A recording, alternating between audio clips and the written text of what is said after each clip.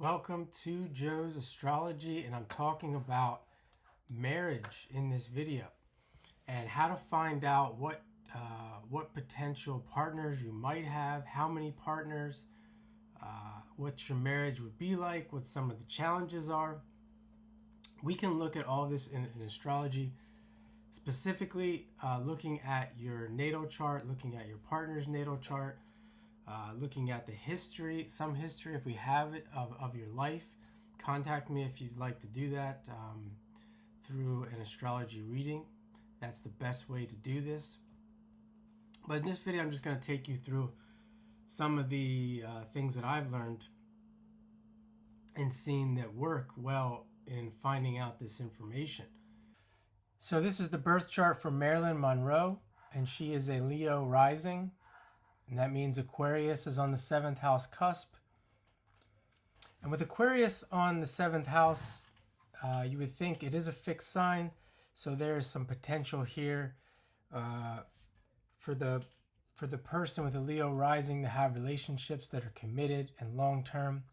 However, it is an air sign, and Aquarius does things different. And because of that, in many cases, a person with the Aquarius in the 7th house cusp will have or could have more likely to have multiple relationships, multiple short-term relationships, relationships that look different, could be polyamorous relationships, could be really anything you can think of can come with that Aquarius in the 7th house cusp. And with Marylin Monroe, one of the things with her is that she married young. I think in the little research that I did, she was married at 16, so that would be something that could be considered different. And she had multiple marriages and relationships, many of them short-lived, and also was rumored to have multiple relationships on the side as well, outside of her marriages. So there's that. And we can look at the 7th house and see, is there any planets in the 7th house? And here we can see, in her case, Jupiter and Moon are in Aquarius. So that is going to magnify pretty much everything I said, particularly with the Moon there, and particularly with the Moon in Aquarius. As if it might be slightly different if, say, the Moon was in the 7th house in Pisces. So there's that. This with those planets in the 7th as well, you could assume this person is going to have relationships, very easy to get in relationships, and again, a lot of different, a lot of changes with the Moon there. And Jupiter being the ruler of a mutable sign, Sagittarius. But you could also say with the Jupiter Moon there, the Moon and Jupiter especially together, that it's not necessarily that the relationships were bad.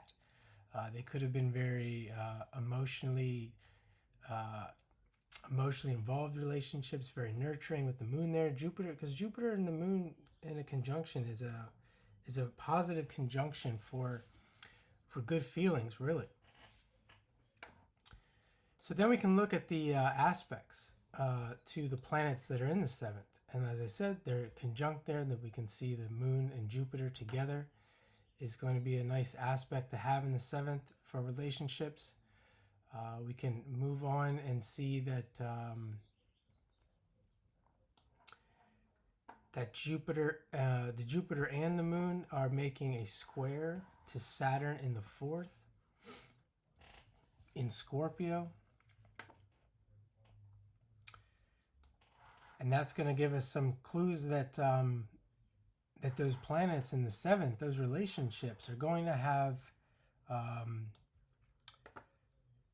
they could have Scorpio overtones to them.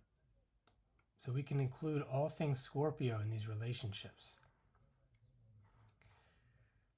We could also consider there be issues with the home and where the home is with these planets squaring the Saturn in the 4th that could also cause problems and separations.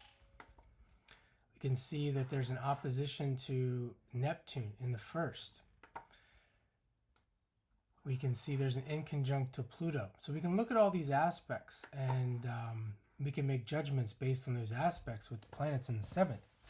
Then we can look at, of course, we can always look at the natal chart as well, and just as a whole, which is something that you would do if you're really getting a full breakdown of this person's marriage potential and what may or may not occur in the life. We can also look at the ruler of the seventh, which is Uranus, and the ruler of the first, which is the Sun. And we see that Uranus, the ruler of the seventh, is at 29 degrees, a very important degree in astrology. It's also conjunct to Mars. This is going to give unpredictable changes when it comes to relationships. This is going to give unique relationships that have to do with perhaps Marylin Monroe really expressing her individuality, or the partners expressing their individuality. So this is giving us more clues and more confirmation of all those things I said about the seventh house in Aquarius. And we can look at the Sun and see that the Sun is in Gemini, and it's in the 11th house, the Aquarius house. So again, more clues here with the Sun being in an air sign, a very changeable air sign with Gemini, and then the ruler being Mercury, also in Gemini. And we can look at the aspects of the Sun as well. So this is how you would break down relationships for the Leo rising person. And if you're interested in doing this for yourself, send me an email. We can do that. And thanks for watching.